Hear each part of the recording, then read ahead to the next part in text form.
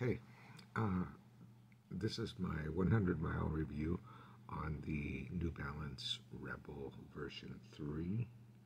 Um, I bought these myself from Foot Locker for $65. Shout out to Joanna, who is a growing YouTube channel, for posting the deals on his website, which is supwell.io. I'm doing a 100-mile review because this is my initial review. My thoughts on the shoe tend to evolve over the first 100 miles, so I try to reserve judgment.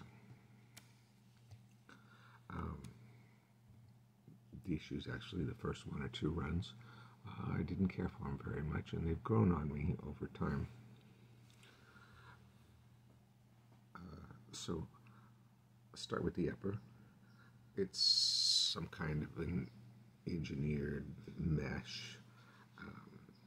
I haven't run in hot weather yet, but it seems pretty breathable. I waver between a size 10 and 10.5, and I got these in a 10.5. Lockdown is snug around the midfoot with enough room in the toe box laterally.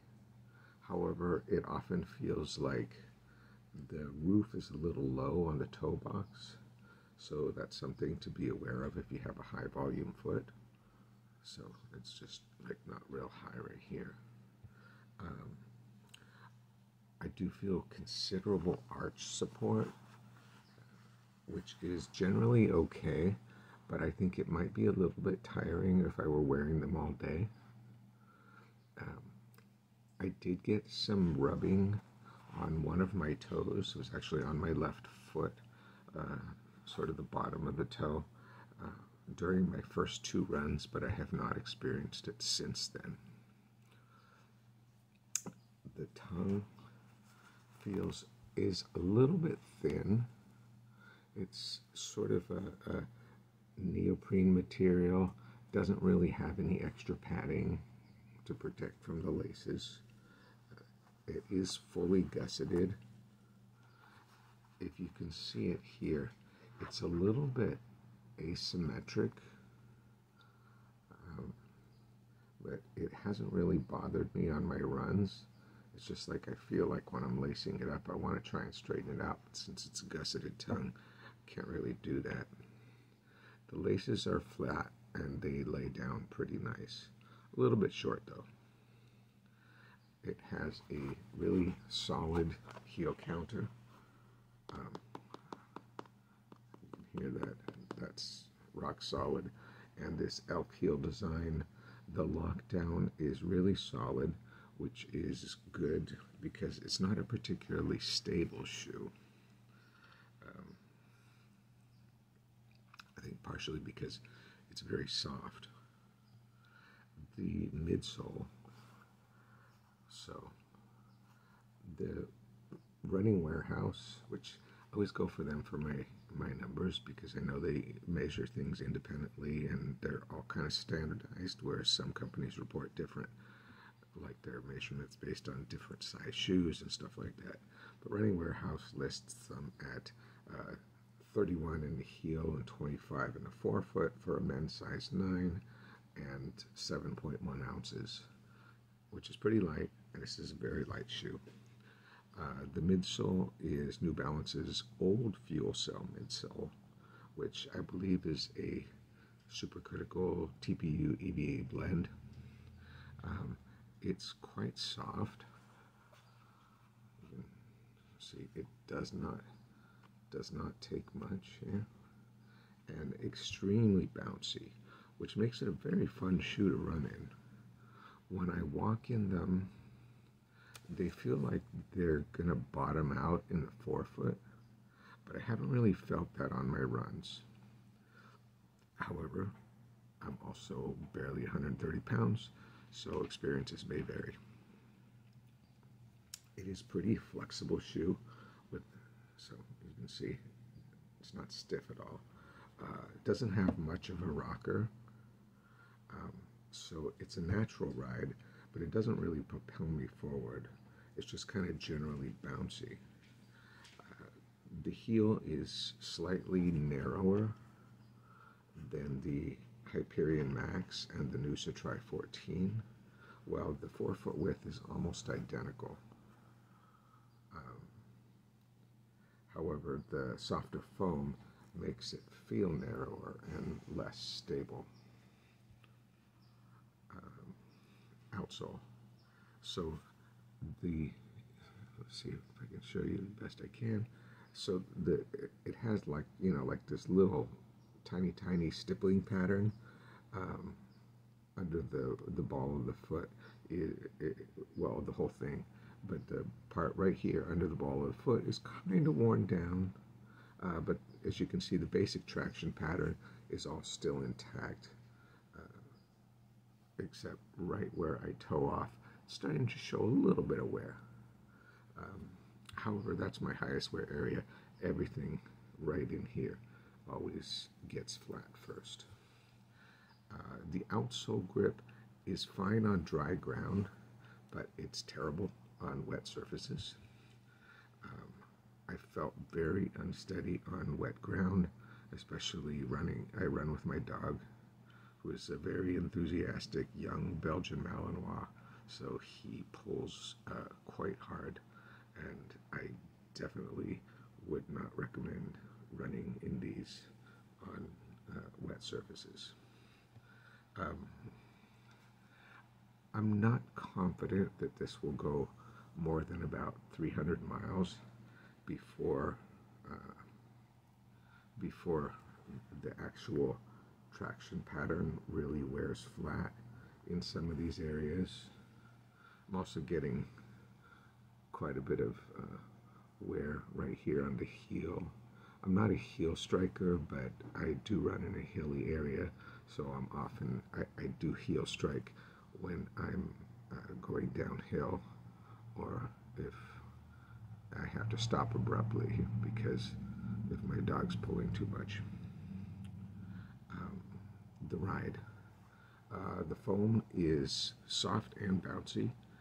As a midfoot striker, I don't feel like I'm bottoming out, but maybe almost. And rolling onto the forefoot, I'm also kind of almost bottoming out, but not quite. Like I said, has almost no rocker profile. It's like just slightly, but because of the softness and flexibility of the midsole, it's basically nothing as far as the rocker. I think you need something to stiffen it up, either a stiff foam, like you get in something like the Hyperion Max, which is a very firm, stiff shoe, or a stiffening agent like a plate, in order to really feel a rocker in the shoe. It took me a few miles to figure out how to run in this shoe, but now that I have, it's actually very fun. It's a fun, bouncy ride. I think I changed my running mechanics depending on the shoe that I'm running in.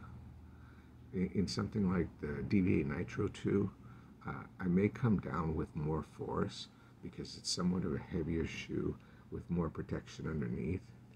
So I know that I have the cushion to really come down on it. The Noosa Tri 14 is a very firm shoe with very minimal padding, minimal cushioning. So I tend to use a more shuffling gait and I rely on that rocker geometry that it has. In the Rebel, I had to learn to embrace the bounce, but I'm also very aware of my running form. I mean, I always am, but in this shoe, I'm thinking about my running form in the sense of laterally being stable as I roll through my foot strike, and also I can come down with a decent amount of force, but not so much as like with the Deviate. What do I like? It's a reasonably comfortable shoe, and it's a fun shoe to run in, but it's not going to do the work for you. So I don't know about, I haven't tried the Elite V3, the SC Elite V3, which was their carbon-plated trainer that had this same fuel cell in it. So that one, because of the bounciness and more cushion, may be more assistive, but this was not really. The dislikes. The arch is a little bit high, the laces are a little bit short, and the toe box, like I said, has a bit of a low profile to it. So I can wiggle my toes a little bit, but not too much up and down.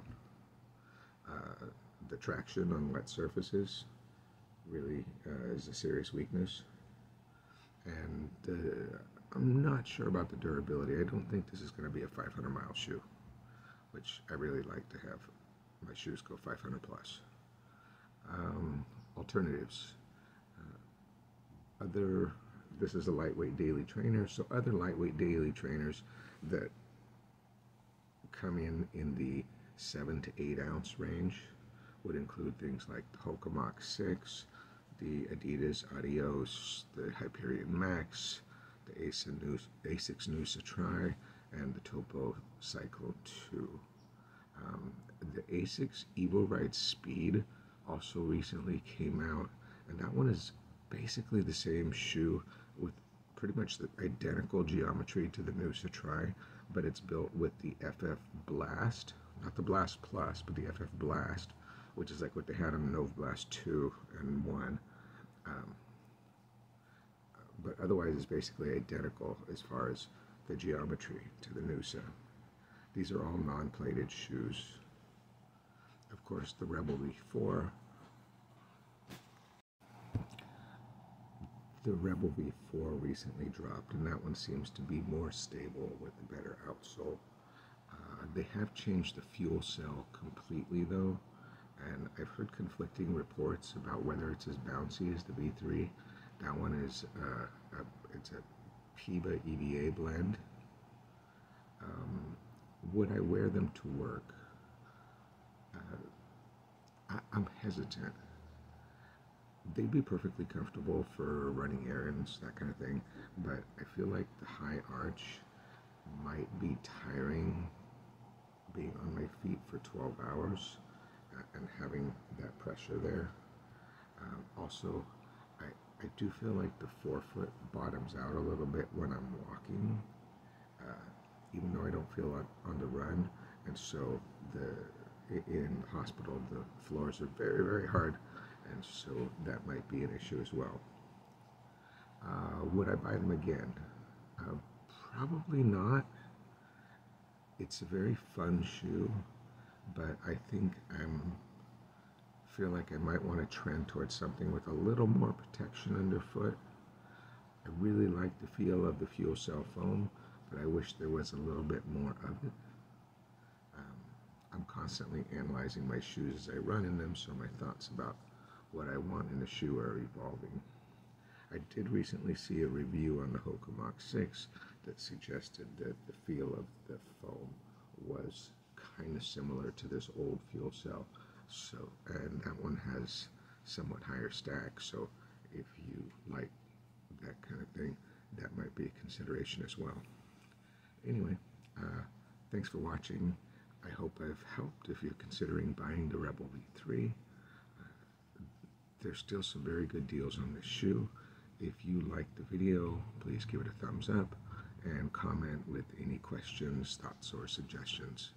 I'm going to try and do a comparison soon of the 3 lightweight trainers that I've been running in.